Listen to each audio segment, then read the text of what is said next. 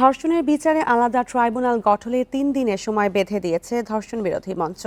রোববার রাতে ৫ দাবিতে ঢাকা বিশ্ববিদ্যালয়ের রাজু ভাস্কর্যের সামনে মশাল মিছিলে এই ঘোষণা দেন শিক্ষার্থীরা। এছাড়াও প্রতিবাদ জানিয়ে বিক্ষোভ করেছেন জুলাই গণঅভ্যুত্থানের আহতরা।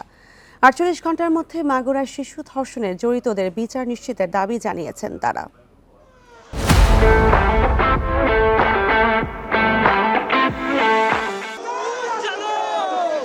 মাগুরায় ধর্ষণের ঘটনায় শিশুটির মামলার ক্ষেত্রে ট্রাইব্যুনাল গঠন সহ নারী নির্যাতন প্রতিরোধে ঢাকা বিশ্ববিদ্যালয় ক্যাম্পাসে মশাল মিছিল করেছে শিক্ষার্থীরা।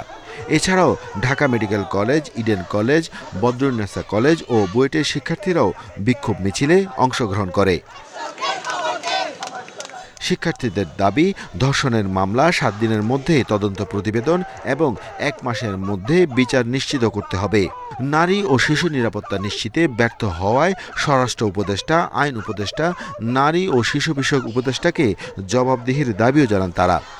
আসিয়ার মামলার ক্ষেত্রে বিশেষ ট্রাইব্যুনাল গঠনের মাধ্যমে ৭ দিনের মধ্যে তদন্ত রিপোর্ট জমা এবং ১ মাসের মধ্যে আসিয়ার ধর্ষকের বিচারিক প্রক্রিয়া সম্পন্ন সাপেক্ষে সর্বোচ্চ শাস্তি মৃত্যুদণ্ডের আদেশ নিশ্চিত করতে হবে। বিশেষ ট্রাইব্যুনাল গঠনের জন্য ৭২ ঘন্টার আলটিমেটাম দিয়েছি। নারী ও শিশু নিরাপত্তার প্রশ্নে স্বরাষ্ট্র উপদেষ্টা, আইন উপদেষ্টা, নারী ও শিশু বিষয়ক উপদেষ্টার ব্যর্থতার দায় স্বীকার করে জবাবদিহি করতে হবে। নারী ও শিশু নিরাপত্তায় আইনশৃঙ্খলা বাহিনীকে আরও তৎপর হওয়ার আহ্বান জানান জুলাই অভ্যুত্থানের আহতরা। নির্ধারিত সময় ধর্ষকদের বিচার নিশ্চিত না হলে স্বরাষ্ট্র উপদেষ্টার কার্যালয় ঘেরাওয়েরও ঘোষণা দেন তারা। ৪৮ ঘন্টা অপেক্ষা করা যাবে না, তাকে ফাঁসির আওতায় আনতে হবে, ফাঁসিতে ঝুলাতে হবে, না হলে আপনি অতি শীঘ্র ওই জায়গা থেকে পদত্যাগ করেন। প্রকাশ্যে দিবালোকে সেই দর্শকের ফাঁসি এবং পাথর নিক্ষেপ করে তাকে হত্যা করে তার বিচার নিশ্চিত করতে হবে।